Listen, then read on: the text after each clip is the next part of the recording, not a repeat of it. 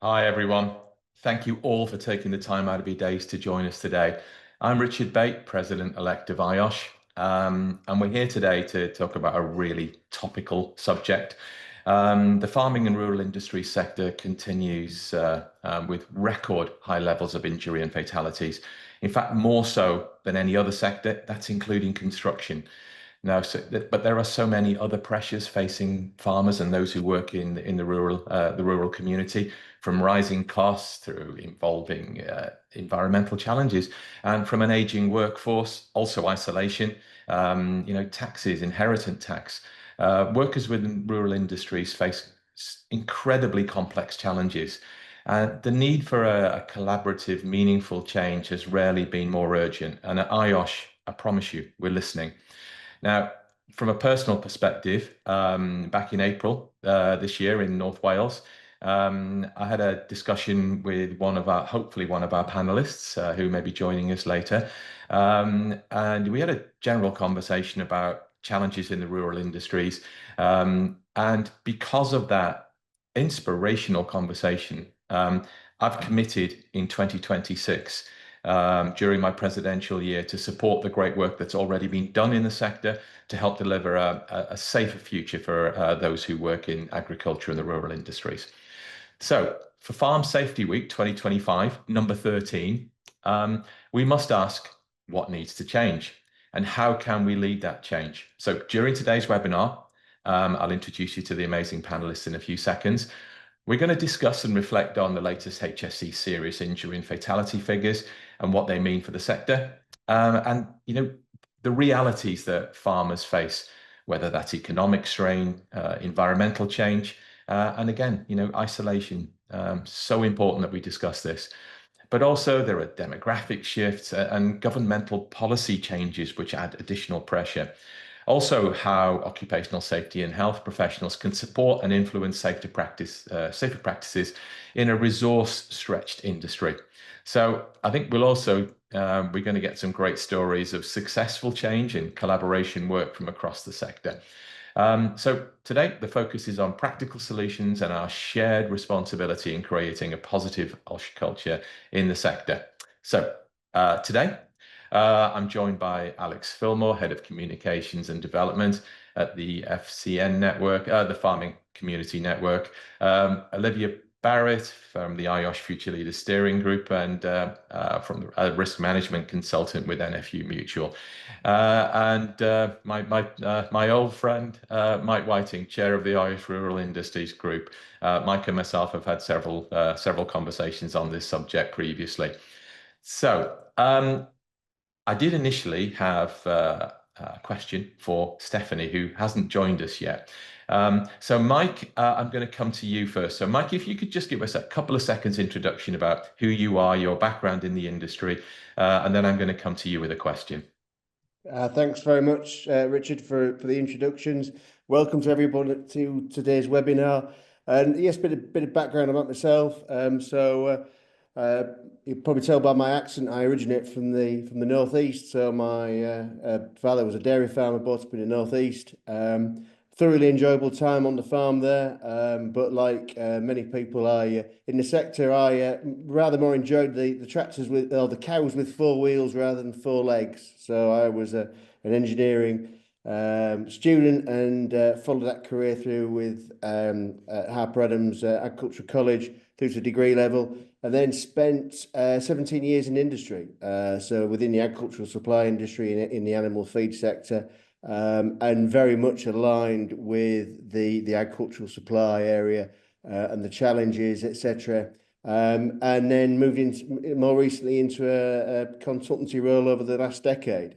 So machinery safety, but also extending that through to the associated industries. So learning a lot from colleagues, and at the same time, obviously building up the CPD and understanding. So a quick resume. Fantastic, thank you. You didn't manage to mention that I'm a fake farmer. I come from a sheep farming family, so it's not really real farming, but I've got a long history in the sector as well through my family, and that's part of where my passion comes from. Mike, let's talk about the HSE data that shows agriculture represents just 1% of our workforce, but accounts for over 20% of workplace fatalities.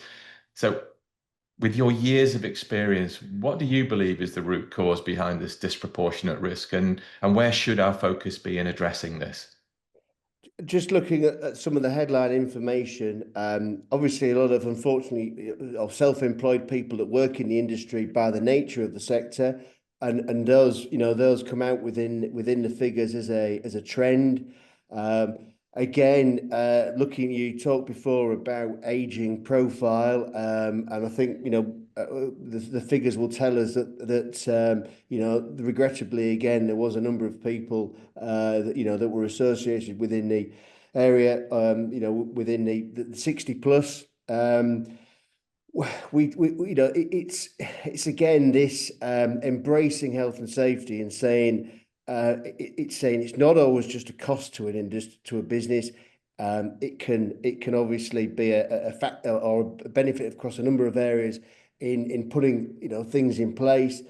And sometimes it means looking at that business and saying, well, how can we run it better? How can we run it safer? And when it's safer, it becomes more efficient. It's that level of understanding, and it's managing it. It's this risk taking. And I'm not a psychologist, but there are a lot of people within the health and safety sector that are. And we've all gone and done things. We've all got into the garage and said, right, okay, then we're going to take something down off that shelf there. We'll just go and get it down, and then whatever happens, a lot of things fall down, and we might incur a very minor injury. But when you take that up to the next level, you've got working at height, you've got machinery safety, etc. Then it really is instilling into people this risk management. This people have talked about this 60-second thought process, just to take that time. And the other thing is farmers want to be busy. We've seen these figures come out where farmers and people in the rural industries are working extremely long hours. My wife says to me, Mike, you can't sit still. And you're always want to be doing something, and that is part of one of our good aspects. But it's managing that, and it's knowing when to stop. It's knowing when to say, look, we just need to, things we're going to do so much today, and that's it. We're going to stop, and then we're going to come back tomorrow and carry on. Unfortunately, there is no one stop answer that's going to solve all these areas. I think what we can say is that the work done by the Farm Safety Foundation and what they've done so far this week, I have never seen so much social media coverage. So we're starting to move in the right direction, but there's a lot of work to do yet. There is, and the amazing work that you and your IOSH group are doing to support that is testimony to this. This is now in focus. We're talking about it. 10 years ago, we didn't talk about farming and rural industries, but this is really clear. There's something that I'm not saying there's something wrong here, but there's something that needs to be addressed. And with our support, maybe we can help start that transition to a safer world of work for farmers and people in the rural community. I did want to ask you another question, but I'm going to come back to that, Mike, because you and I both know that you and I can talk forever, and we won't give Olivia and Alex the chance. So, Olivia, could you join us and just give us a quick introduction, and then followed by Alex, if you could also just introduce yourself. So, Olivia, over to you. Yeah, thank you, Rick. So, as you rightly said, my name is Olivia Barrett. I am a health and safety consultant for NFU Mutual, mostly in the East region. But I'm part of the IOSH Future Leaders Steering Group as well. So hence why I'm joined today's panel discussion, and hopefully I can just bring in sort of everyday observations from dealing with clients, really. Thank you. Alex, tell us a little bit about yourself and your background. Hi everyone. So I'm delighted to be on this panel today. I used to work with IOSH for a couple of years and as a communications officer. So that was between 2018 and 2020. Learned an awful lot around occupational safety and health, but I was very interested as we're talking about today in some of these statistics in the agricultural sector that we're trying to address. So that's ultimately how I ended up moving over to my current employer, which is the Farming Community Network. So we are FCN, we are a charity that is UK wide, and we are here to walk with the farming community through any issues, be they personal or business related. So we do an awful lot of work to support farmers' health and well-being. Obviously, health and safety being a big part of what we're trying to encourage people to engage with more. Yeah, through our work, we support hundreds of farming people each year, and we're in a privileged position that the farming community actually does speak to us and open up to us, because there can be that stoicism in farming that can perhaps prevent that sometimes. So that is my background.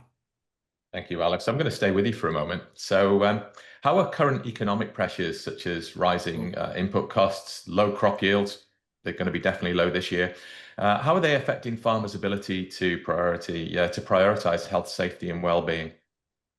So if I'm being honest, I would say if we look at the calls presenting to our charity through our helpline and some of the local casework we do as well. So we have volunteer caseworkers across England and Wales, and we also are now active in Northern Ireland and Scotland as well.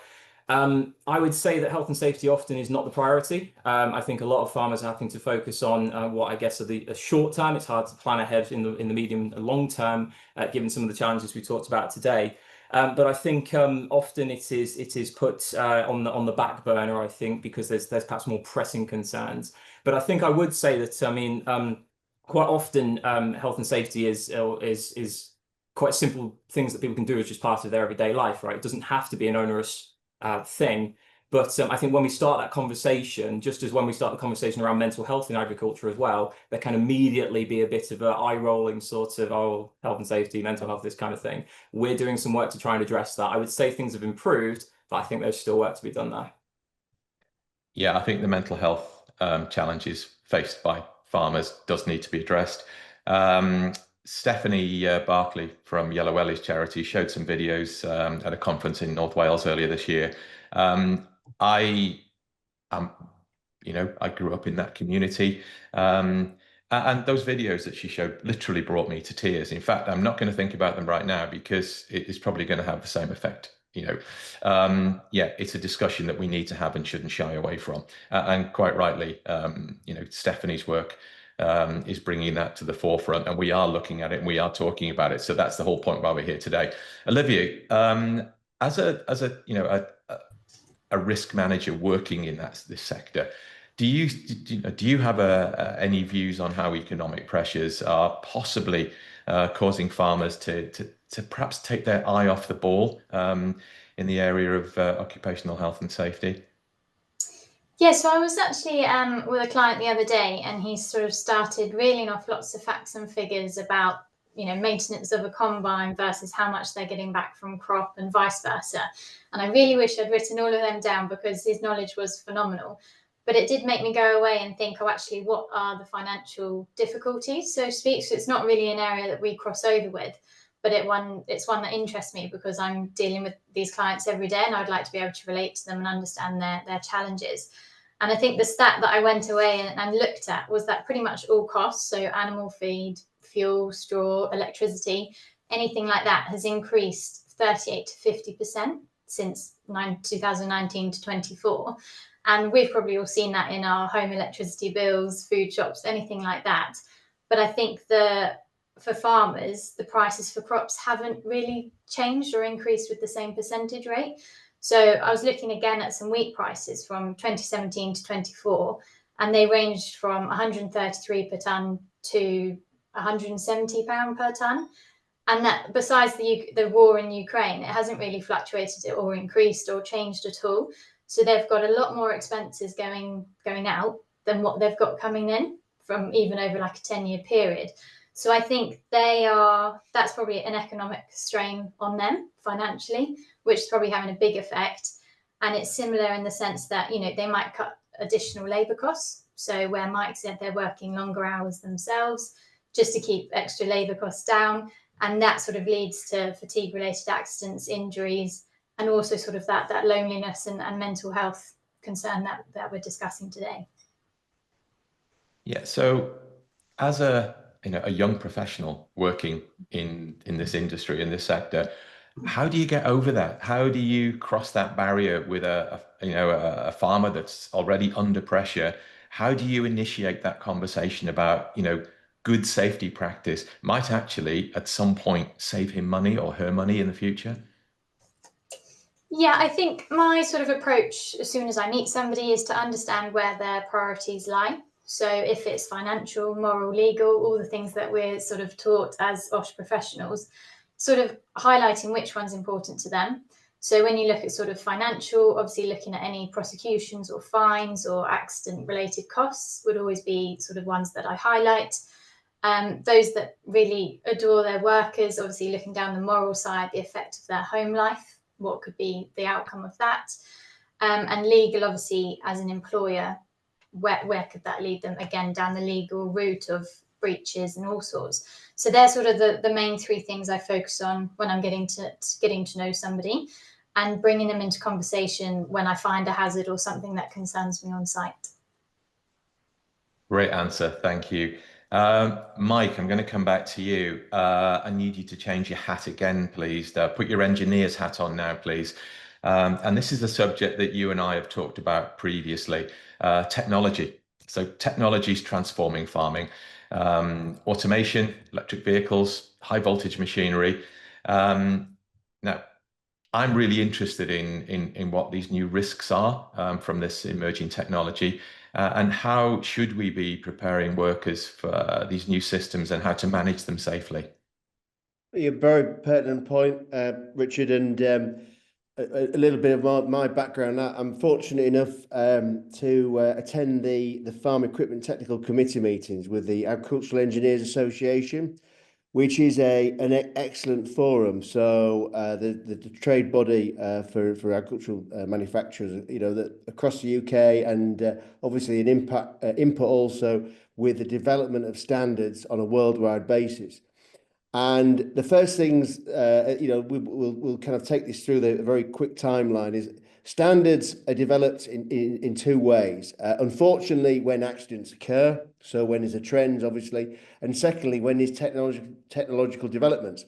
One of the challenges we have is that, we've seen companies like JCB, obviously, and other companies, massive, huge developments in hydrogen, and the other companies, methane engines, etc., with New Holland, and what's happening is that the standards are just keeping up with those developments.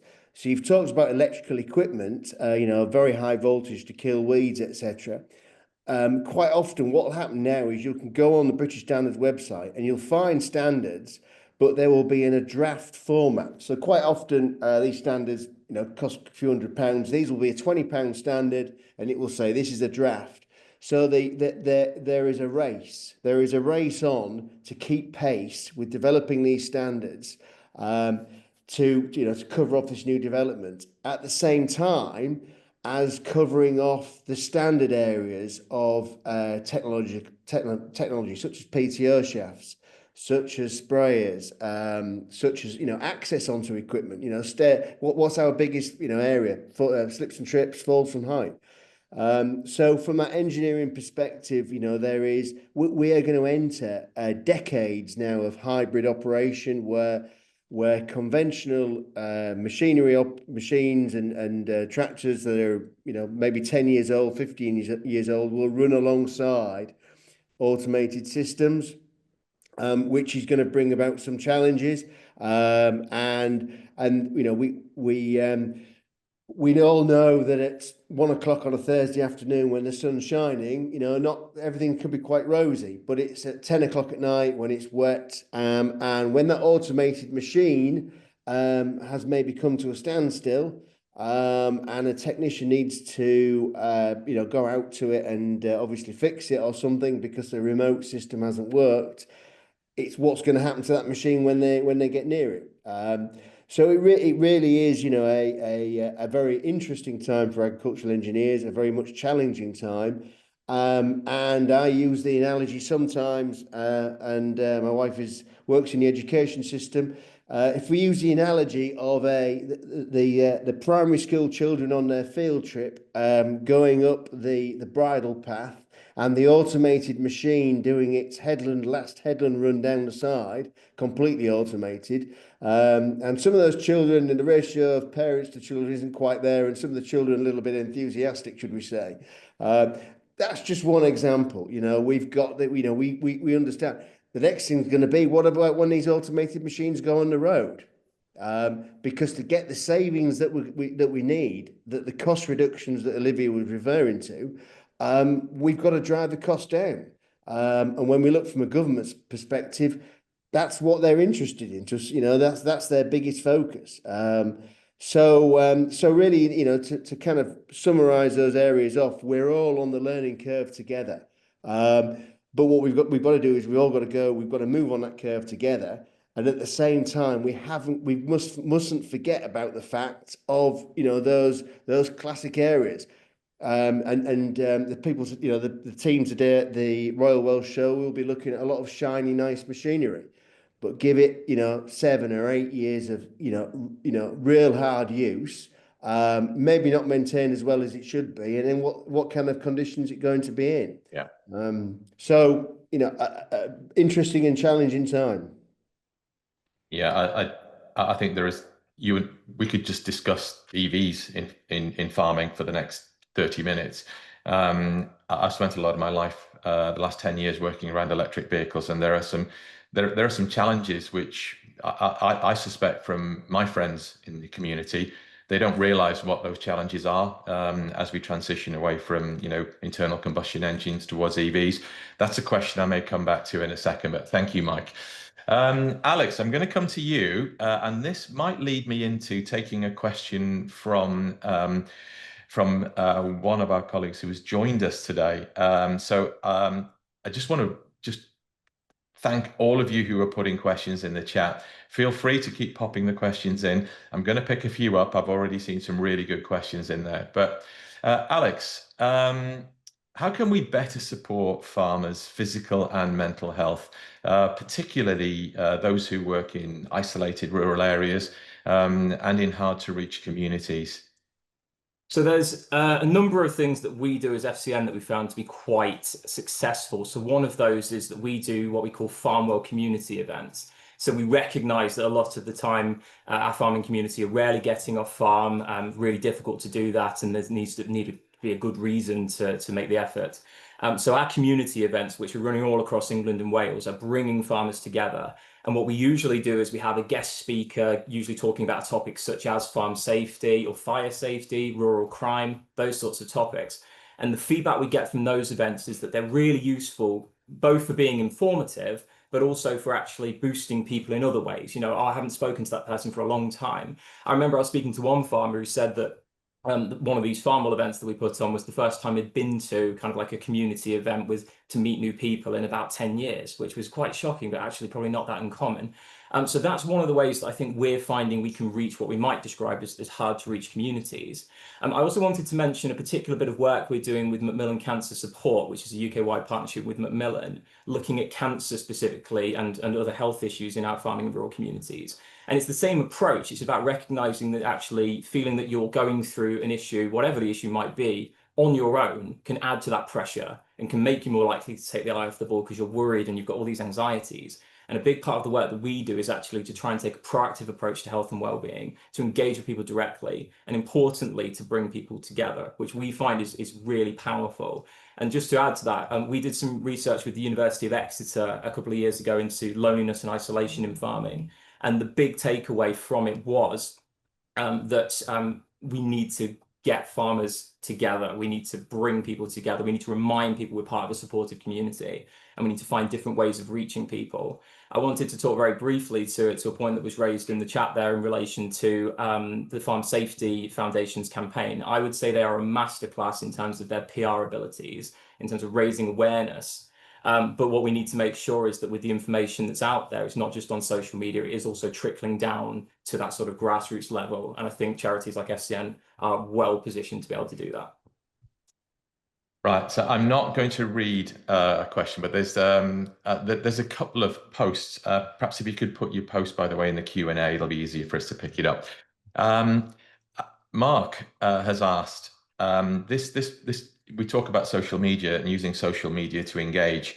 Um, is that successful in the farming community? Does social media work in this world?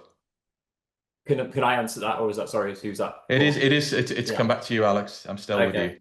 I do think it's successful. I think it's part of a wider puzzle that we need to try and complete here. But looking at the latest HSE figures, we could dwell on some of the areas that we're not making progress. But actually, one of the interesting figures that's come out of it is that incidence of accidents has gone down. So it's long-term and serious injuries fell to 18,000 compared with an average of 23,000. So that to me does suggest that there is progress being made, encouraging people to perhaps wear PPE, or to take other sort of safety behaviours that might be able to reduce the likelihood of incurring an injury. So I think it is important, as it's telling stories of people that have been impacted by a farm accident, let's say, and they're sharing their story to try and deter other people from being in that situation. But it's not the only way we're going to reach people. Not every farmer is going to be on social media. And so we also need to think about what other ways can we get that message across. Yeah, that's really valuable. My wife is a skin cancer specialist working in North Wales. Does a lot of work in North and Mid Wales in rural communities. One of the things that she does is if a farmer doesn't come to her or misses an appointment, she literally gets in her car and goes to them. But that's not sustainable. I think there's great work being done by Macmillan, and I'd actually like to hear more about that and and offer you my support. And that's a great initiative. Right. I think we haven't Stephanie hasn't joined us, so we're probably going to look at some of the work that Stephanie's been doing, particularly with Yellow Wellies. But Olivia, I think it's really important that you represent the IOSH Future Leaders community, and kind of given the challenges around engaging with younger generations in across all sectors, but specifically in agriculture, how can we better communicate, support, and empower young people entering the sector to become advocates for safety and health in their day-to-day practice? Gosh, not sure I have the full answer or the actual answer itself, but just some things obviously sort of pops up for me. Very much similar to what Alex was saying, like social media, I think, is hitting an exact sort of generational target market, so to speak. I don't think we can necessarily hand a leaflet out anymore and that's our job done and hope for the best, really. I know from our side of things as consultants, we go out and do pre-harvest workshops, for example, and it's trying to make them interactive, maybe data driven or goal driven, something like that. Try and make it a bit of competition. So it's a bit more fun for them to actually pick up on certain words or take those 10 to 60 seconds refreshers, so to speak. So I think it's there. We just haven't quite got the messages yet to that certain generation. But I think the second point I'd probably raise is the working conditions themselves. So you look at sort of big corporate organizations and they've got a lot of benefits that go with the job themselves. So like pensions or benchmarking against other organizations. Whereas I don't think we've quite got that in the agricultural industry yet. So it's very much a 0-hour contract, or you're paid for the hours you do, and that's it. Your benefits are done. So in terms of making a future for yourself or your family, having that work-life balance, I'm not quite sure we've got that right yet. So I think definitely looking at the working conditions and benefits would help the younger generation being able to afford a mortgage or having a pension set in place for them for the future. Hopefully that goes back to our sustainability point in getting them involved and staying. Okay. I am tempted to go to Mike, but to be honest, Mike, I'd like to just go back to Alex on this point. Alex, I know that you're doing a lot of work around these financial challenges. We read a lot in the press about specifically some of the taxes that farmers are facing. Can you just give us a little bit more background into some of those economic challenges, particularly around government I'm loath to say I don't want to get into a discussion about tax, but it would be good for us to understand some of those financial challenges. Yeah, absolutely. So as we've talked about, it's a volatile sector in many ways at present, and we can look at all different means as to why that would be. It could be climate related. So, for example, there are huge parts of the country that have effectively droughted out, which has made growing this year incredibly hard. But in addition to that, as you say, there's been some proposed changes to things like inheritance tax, which is going to potentially negatively impact some farm businesses, particularly family farm businesses. You can read, I won't go into everything, but you can read about some of the things that have developed around the sustainable farming incentive, for example, that hasn't gone down very well. So I think there's what it all to me is it all is all part of a picture that means that it's hard for farmers at the moment to plan ahead because there is still so much uncertainty, and that's on the policy side. It's in relation to how can I turn a profit. I quite often talk to farmers that tell me that actually farming, which is what they're passionate about and what's in their blood, isn't paying the bills anymore. So where they're finding they're actually been generating more income is through diversification projects, glamping, and you know, self-serve ice cream things, and all those sorts of things that maybe turn a profit. But it's not necessarily what they want to be doing. It's not what they're here to do. You know, they want to be farmers. So it's a difficult time, and I think it all, as I say, comes down to that lack of clarity. What is the vision for food security in this country? You know, and are we valuing farmers in society as much as we should do? Because at the end of the day, we all rely on farmers 3 times a day. I mean, completely agree with you. You know, where I'm fascinated that we wouldn't support this community when literally, you know, farmers put food on our plates. Mike, Alex mentioned climate change. You and I have discussed this at length previously. Could you just give me some of your headlines of how particularly increased temperature and lack of water is affecting the farming community? Richard, and you and I enjoyed a session last year on the platform, and the research for that I did was interesting. I think firstly we headline information. When you look at some of the graphs from this year, they were saying that over the winter, areas of Scotland were going into drought. So let's all just get that into our heads. You know, areas of you know outer Hebrides, well, not outer Hebrides, but mainland areas of Scotland, mainland arable areas going into drought during the winter. You know, there is you know a huge emphasis. I've listened to one of the industry experts, Melvin Kay, talk about, you know, irrigation, and we've already seen this, you know, move to reservoirs and things like that, which is big cost, you know, and time. So you know, we're going to have to look at our practices. We're going to be looking very closely at what's going to fund the farming the farms with these new incentives.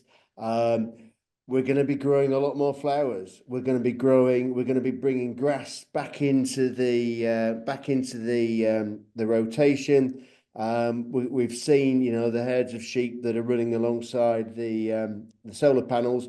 So in terms of temperatures, you know, we're going to be looking at possibly double cropping. So moving to double cropping where possible. You know, we're seeing at the moment where, you know, farmers with the technology are able to target their cultivations and harvesting to the weather. You know, quite often now, you know, I can drive a couple of 100 miles up the motorway, and before I would have, you know, had great joy in watching many machines move up and down the field, but not so much now, because obviously it's time, it's diesel, and it's moving soil, it's driving moisture off the ground. We're going to have to learn a lot. There has been a promotion by a large scale worldwide manufacturer recently, and I looked at some of the slides that people have put on their social media from a distance, and one of the stark things it said was that in our arable area in developed countries is going to decrease, and the arable area in developing countries will increase. So what's that telling us? You know, we're taking prime agricultural land out for building houses.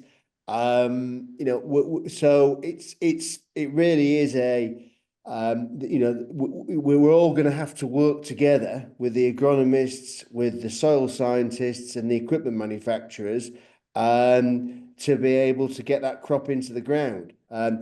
A lot of farmers have been reporting their yields for this harvest, and they've been given us very good figures on rainfall they've had since March, which has been almost negligible. So yes, and yields are down. If yields are down, what happens? Food prices go up, and we've seen what's one of the headlines at the moment. Basket of food. We're all going to be paying £300 or more, £300 a year more as a family minimum. So yes, it's a challenging time, and we're going to have to use when we have water. We're going to have to use it a lot more, a lot better than we do. We're going to be looking at the way we use livestock on the land. Devil is going to be in the detail. Interesting. You talked about yield. I think you mentioned it twice. It's not just about yield, though, is it? It's about crop quality and the value per ton. How does that affect? I mean, what pressure does that put a farmer under, not knowing ultimately what the value is per ton until they actually get to the point of sale? What pressures does that put a farmer under? Oh, but certainly so, and you can look at a crop and say it's growing well, but I've never known many farmers yet being able to, until they've actually taken the harvesting equipment into the field. It's a twofold, because and I think Olivia and both Alex have mentioned it, the fact of straw. So obviously you've got bigger machines going into fields that will, straw quality may be affected. Because ultimately there is some financial controller within the business, whether it's the farmer himself, his wife, a combination, or as a big farming organisation, an external body saying, we're looking at some figures here. Where's this shortfall going to be made up from? That's it's very much a putting the business head on and saying, well, okay, then starting from the outset, isn't it? It's almost saying, right, actually, we're not going to grow these crops anymore. We're going to focus on some of these other areas. The challenge is, again, as you say, you can plan and plan and plan. But you get it's the two extremes of that weather, where you get the dry in the spring and you get a very wet harvest. Then where do you go next? Where's your buffer? I think if we had the answer to some of those questions, then of course. we'd be in a much better position. But I think, just picking up a point, if I can, with what Olivia said and both Alex have said, I belong, amongst other things, to a discussion group called the North Somerset Rural Business Forum, and that's been operating for the last 15 years more. So that was started up by a group of people North Somerset based.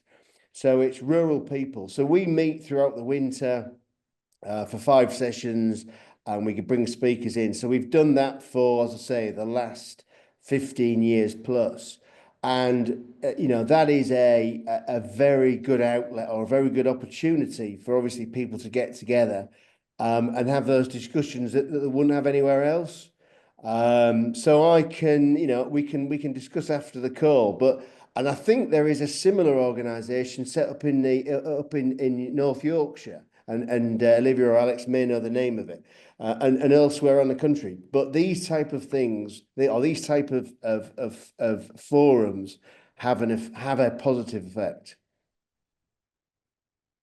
And I agree. I think what would be really helpful is if all of that work was pulled together, so that we could see what areas that these different groups were focusing on. I joined one of these groups in North Wales recently, and unfortunately my Welsh isn't good enough to be able to have joined in effectively. Alex, Olivia, I haven't forgotten about you, I promise. Alex, I've got to know the work that FCN are doing, and how you provide, really, really strong support mechanisms for those in farming. What I'm interested in is the work that charities are doing, but is there collaborative work between charities? Are you working together with a single focus? So I think it's very serendipitous that Stephanie Berkeley's just joined us in terms of that point about charities collaborating, because I can see Stephanie there. So that's great. The answer would be yes. So I think what's really quite encouraging in many respects is that there are a significant number of farming and rural support groups in the country. So there's over 40 charities and support organisations across the UK providing different sorts of support. And we all work very well together because we recognise we do different things. So I want to pick up on one thing that I wanted to mention earlier, which is one of the great things that Yellow Wellies is doing, which hopefully Stephanie can talk to us more about, is the work that she's doing with colleges and universities to provide training around safety. Which is, I think, when we were talking earlier about setting up that next generation to sort of adopt these safer behaviours, no doubt we're going to see the payoff of that in the years to come. The work that we do as FCN is really here to provide what we describe as walking with support. So it kind of doesn't matter if the issue is personal or business related. And often the cases we deal with are very complex. It might be there's family relationship issues, it might be there's animal disease components, it might be that there's financial concerns, mental health concerns, the list would go on. We walk alongside people through that journey and try and help them find a positive outcome. But in order to help find that positive outcome, we might need to pull in charities that can provide, for example, financial grants, which is something that FCN doesn't do. Or it might be that we signpost to charities in the sector that provide bespoke counselling support for individuals. So on the collaborative point, I would definitely say it's happening. FCN is also part of an alliance called Farming Help, where we team up through that alliance with a charity called Addington Fund that provides affordable rural housing, and through their forage aid sort of fund as well, they provide feed and fodder to farmers that have been impacted negatively by things like inclement weather. So we do collaborate, and we're very, very keen to, and I think it's necessary that we do. At the end of the day, our main focus is that the individual on the end of the phone, or who we're speaking to in person, gets the support that they need. It doesn't matter kind of which charity it comes from, but often requires multiple charities working together to find a positive outcome. Brilliant, great answer. Stephanie, it's great to have you with us. Stephanie Berkeley is a manager with Farm Safety Foundation. Stephanie, could you just introduce yourself? And then I have a question for you. No surprise. Of course, no problem at all. I apologise for my tardiness, but it is Farm Safety Week. And I have just I'm at the Royal Welsh Show doing interviews and podcasts at the moment.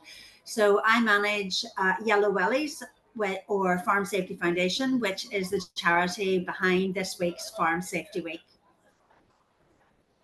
So you and I just bumping into each other in North Wales earlier this year. You had a profound effect on me that day, so much so you missed a little bit of my preamble at the start. During my presidential year, because of that you and I meeting, I'm going to have a single focus, a very, very strong focus on the rural industry and on agriculture. We have to address some of the challenges that we have to address all of the challenges that people in that sector are facing, because I don't think that generally most of us realize the value that the industry brings to us. However, we could go off on a tangent. So talk to us a little bit about Yellow Wellies and the farm, and particularly Yellow Wellies in Farm Safety Week. And tell us about what the work you're doing and how we can use that to influence change in the industry, in the sector. Okay, well, apologies to anybody who's heard me speak before. I do not come with subtitles, so you'll have to bear with my very strong Irish accent. So Farm Safety Foundation is represented by a pair of Yellow Wellies and asks the question, who would fill your boots? Which really is the fundamental question in farming and in and around farm safety. There are various issues around working safely on the farm, but the most important one is, who would fill your boots if something was to happen to you when you're doing your work? So we're a small charity. There are 3 of us. We will be back to a full contingent of 4 when Sophie comes back from maternity leave on Monday. So we'll not know ourselves. And we work every day to challenge and change the attitudes and behaviours around working safely and looking after your mental health in the industry. We've been doing it for 11 years now. We inherited a little campaign called Farm Safety Week back in 2013 when it started, and NFU Mutual, the insurance company who had started the campaign, decided that it actually needed to be more than 1 week in a year, and that's when they decided to start a charity, and that's when we were born. So of course they handed over Farm Safety Week. Now, from my point of view, this isn't our problem, this is the industry's problem. So it was very important for us to work with organisations like IOSH, with people like Alan Plum all those years ago, and HSE, the unions, anybody that was down the farm lane, anybody that had any kind of vested interest in the industry needed to have a voice in it and needed to be part of the campaign. Thankfully, 13 years on, the campaign has grown. We are now 5 countries. It's England, Scotland, Wales, Northern Ireland, and the Republic of Ireland. This year, we're bringing in Safer Farms New Zealand and Farm Safe Australia, because the issue of poor safety on farms is a global one. It's not owned by us exclusively. We have the poorest safety record of any occupation in the UK. We have an industry rate that is 21 times the all industry rate, a fatality rate, for an industry that only employs 462,000 people. We have 18,000 long-term cases of ill health and injury every year. We also lose, over the last 13 years, we've lost an average of 31 people on our farms, 27 farm workers and 4 members of the public, including children. Now, 13 years later, we can see there are encouraging signs. The number of fatal injuries has fallen to 23. It is a small shift, but it's a meaningful shift. It shows that the education that we're delivering in all the land-based colleges and universities throughout the UK is starting to grow safer farmers, people that are coming into the industry, making their journey into the industry with a better attitude to it, less complacency, and actually are more receptive to those gentle messages that they need to be reminded of. And it's not about being farmers must, farmers must. Farmers know what they need to do. It is that gentle reminder, and actually reminding themselves that they matter. They are the most important asset on the farm. So that's pretty much what we do. We do our campaigns. We do Mind Your Head campaign. We do the Farm Safety Week campaign. We manage and fund both of those. We carry out really important research every year into the attitudes and behaviours of young farmers and older farmers. We do our education. We've trained 30,000 young farmers at 46 land-based colleges throughout the UK and through the Young Farmers Club network. And we're down banging the door at Parliament, letting farmer MPs with rural constituency know what to expect from their rural constituents, what could be happening to them right now, what are the factors that might be causing them concern, so that actually they can be a better voice in the corridors of power.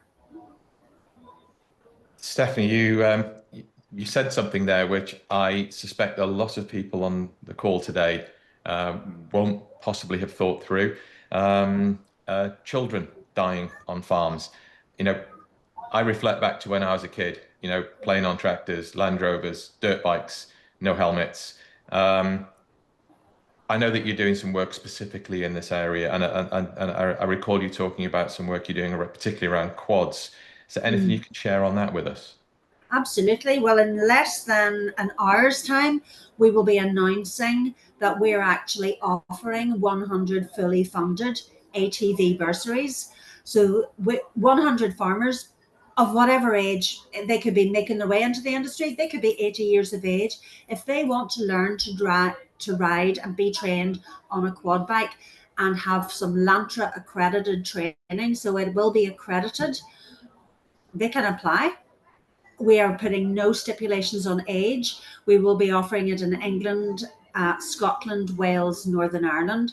We will also be giving every single person that does that training that we will pay for a helmet when they finish it, so that hopefully we will have 100 advocates that understand why it's important to work safely, the capabilities of the machine, the limitations of the machine, and their responsibility when they're using it. So that is something that we are going to be launching, as I said, in about an hour's time. So it'll be live and available to apply for it in Lantra. So let people know about that. If you think somebody might benefit from that training, then by all means apply for it. And it's something we're hoping to do on an ongoing basis, but we'll see how popular it proves this year. Brilliant, fantastic initiative. Okay, Olivia, I haven't spoken to you for a little while. Let's talk about Diddley Squat Farm. I'm going to really put you on the spot here. Jeremy Clarkson, influence on the industry, positive or negative, just your thoughts. And I'm actually going to come to all four of you so you can all start to consider how you're going to respond. But I'm going to start with Olivia. I think positive. From what I hear day to day, everyone's sort of thankful that they've made everyone aware of the challenges and financial, whatever the challenges are. I think people have become more aware of them. And I think he's hit the younger generation, especially with obviously Caleb and everyone on TikTok and things like that. So yeah, short answer, positive. I worked with Jeremy Clarkson for 10 years on a TV show. And the bit I struggle with is that it's been picked up in the Q&A, is that his approach to health and safety, he's pretty vocally anti-health and safety. What I think he said, and I picked this up during my time on that show, he's actually anti-stupidity, and he wants people to think for themselves, and he wants people to act reasonably. And he does actually talk a lot of sensible things around occupational health and safety. It's just sometimes the way he actually says it pretty bluntly. We had some challenges on that particular show, but overall, I think we delivered that show, reasonably safely over a period of time. Mike, what do you think about Jeremy Clarkson's influence in the agricultural community? Great question. Jeremy's obviously done a lot of programs. Jeremy's background is journalism. So his way is he's thinking, how can I get this message across to people? So when you're looking at that under the radar, you're thinking, right, what's he looking to achieve here? So yes, he's highlighted, he's challenged, and there is sometimes a little bit of a Marmite element in there, but at the same time he's raising that awareness. He's won awards, from Farmers Weekly, etc.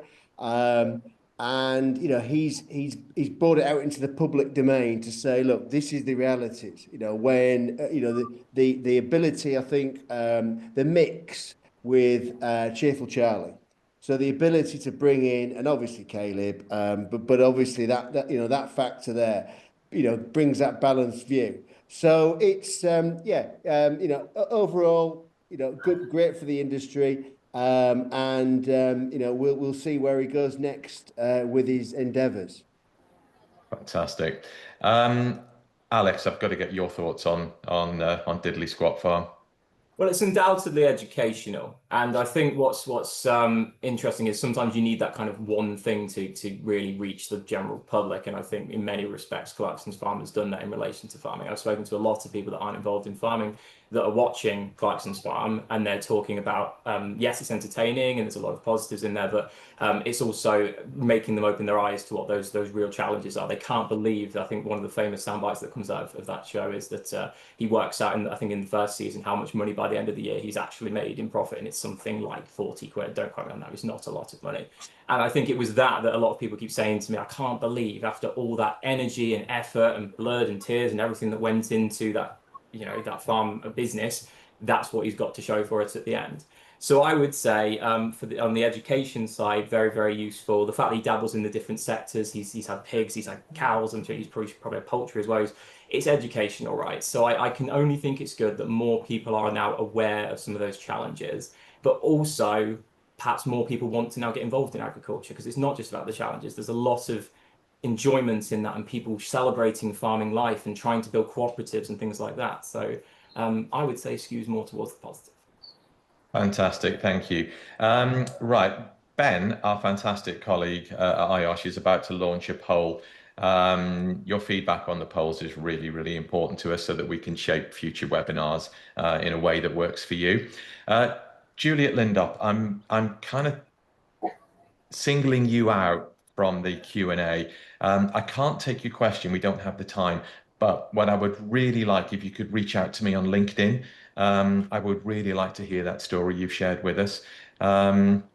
Right, back to our panel. Let's start with Mike. Mike, 1 minute, round up what you've, the benefits from today's session, but also put me on the spot a little bit. What can I do through my presidential year in IOSH to bring more focus to safety in agriculture?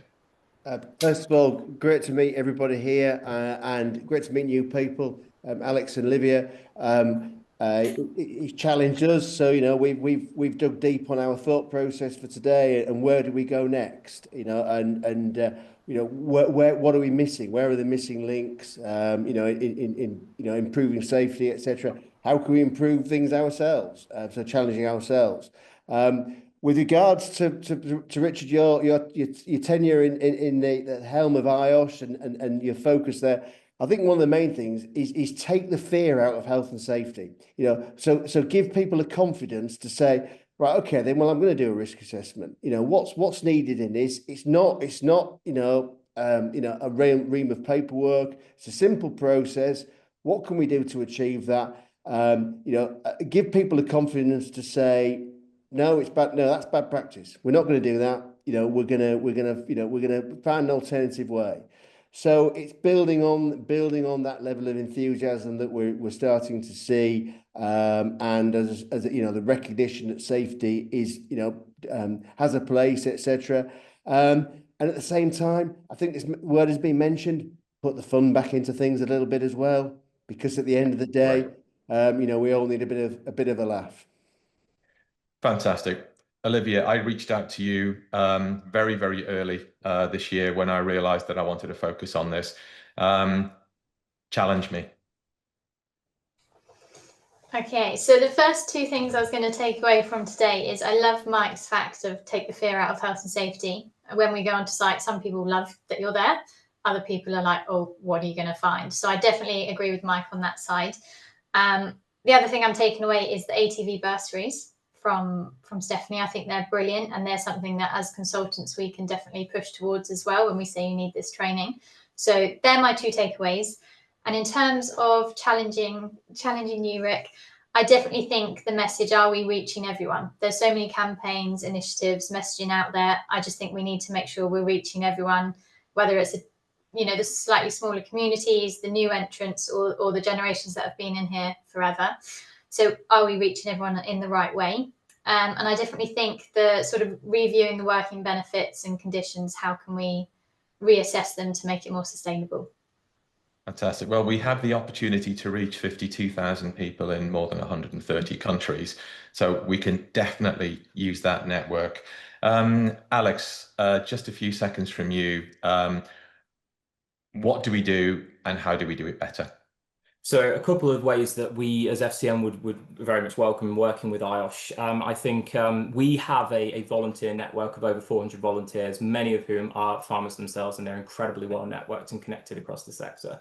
So I think in terms of helping to reach some people with some of the developments in relation to occupational safety and health, we are well equipped to be able to do that through the community events and the other means that we have. So I would welcome a follow-up conversation around how we can help disseminate information. And I would also welcome a follow-up conversation around our work with Macmillan Cancer Support and some of that work we're doing to help to reduce health inequalities in our farming and rural communities, because it all does obviously tie into people's well-being on the farm. So I would very much welcome that. And I just wanted to say thanks for inviting FCM to be part of this, and lovely to meet the other panelists as well, because it's been a really fascinating conversation and I wish we had more than an hour. Yeah, I'm sure we're going to come back to this. And just at a personal level, almost, my wife has got great data. She's been working in rural communities in specifically in skin cancer for over 20 years. So reach out to me, and I can give you some help there as well. Stephanie, just a few seconds from you, and then I'm going to wrap up. Have we lost Stephanie? Right, we're actually out of time. So. Do you know, I don't really have anything to say. These inspirational speakers that have joined us today have said it all. I absolutely give a commitment to carrying on these conversations, to following up, and not letting them just die out. And I'm sure, you know, particularly with Mike is definitely going to keep me on my toes. So for me, it's thank you all for taking an hour out of your day. Please join us on this journey to improve, you know, safety, health, and well-being for all of those in agriculture and the rural industries. I really want you to hear your feedback, and I want you to join us on that journey. So, yeah, the launch of this journey into this focus around rural industry starts today. Thank you all very much, and yeah, no doubt we'll join you on a future webinar. Thank you.